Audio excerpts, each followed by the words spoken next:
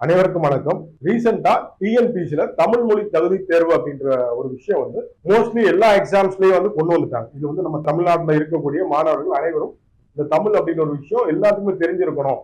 ஒரு 100 மார்க்ல வந்து 40% அப்படின்ற ஒரு விஷயம் வந்து மேண்டட்டரியா எல்லாருமே எடுத்தா மட்டும்தான் நம்ம அடுத்த பேப்பரை வந்து குவாலிஃபை பண்ணுவோம் அப்படின்ற ஒரு விஷயத்த வந்து டிஎன்பிசி சைட்ல இருந்து ரீசெண்ட் டைம்ஸ்ல வந்து கொண்டு வந்திருந்தாங்க. இப்போ கொண்டு வந்ததுல இருந்து என்ன எக்ஸாம்ஸ் எல்லாம் வச்சிருந்தாங்களோ, இப்போ ரீசெண்டா டிஎன்பிசி குரூப் 1 மெயின்ஸ் எக்ஸாம் நடந்துச்சு. இப்போ ஒரு சமீப காலத்துக்கு முன்னாடி இந்த எக்ஸாம் கண்டக்ட் பண்ணாங்க. இந்த எக்ஸாம்ல என்ன கேள்விகள் கேட்டாங்களோ அது முதற்கொண்டு இப்போ மேண்டட்டரி ஆக்கணவங்க அதுல இருந்து கடைசியா கேட்ட தேர்வு வரைக்கும் நம்ம கம்பைல் பண்ணி ஒரு புக் வந்து நம்ம அகாடமில வந்து ரெடி பண்ணியிருக்கோம். இப்போ அடுத்து வரப்போற நம்ம எக்ஸாம் என்ன அப்படின்னு பாத்தீங்கன்னா 2A மெயின்ஸ் வந்து February 8 கண்டக்ட் பண்ண போறதா சொல்றாங்க. அதுக்கும் மார்னிங் வந்து ஜிஎஸ் பேப்பர் இருக்கு, ஆப்டர்நூன் அப்படின்றது வந்து மதியானத்துக்கு மேல கட்டாய தமிழ் தகுதி தேர்வு பேப்பர் வந்து இருக்க போறதா சொல்றாங்க. சரிங்களா?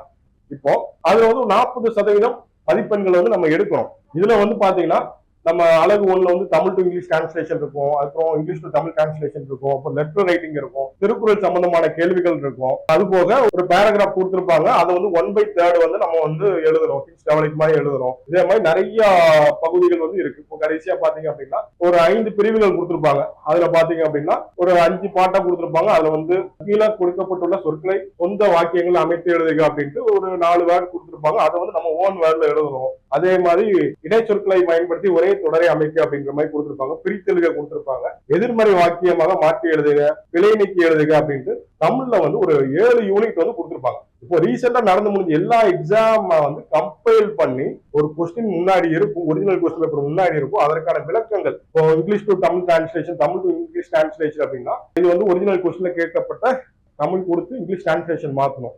அதுக்கு வந்து இங்கிலீஷ் டிரான்ஸ்லேஷன்ல வந்து நம்ம எப்படி மாத்தலாம், இங்கிலீஷ்ல தமிழ் எப்படி மாத்தலாம், அதே மாதிரி ஒவ்வொரு கேள்விகளுக்கும் உரிய விடை வந்து நம்ம வந்து இந்த புக்ல வந்து கம்பைல் பண்ணியிருக்கோம்.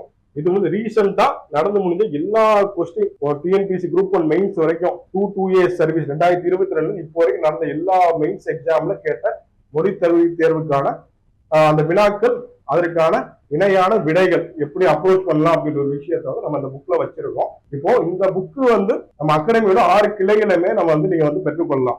ஆன்லைன்ல பர்ச்சேஸ் பண்ணலாம். ஆன்லைன்ல பர்ச்சேஸ் பண்ணணும்னு நினைக்கிறவங்க அந்த ஸ்கிரீன்ல தெரியுற இந்த வெப்சைட்டையும் இந்த போன் நம்பரையும் நீங்க வந்து கான்டாக்ட் பண்ணீங்கன்னா வீட்டுக்கே வந்து கொரியர் அனுப்பிச்சிருவாங்க.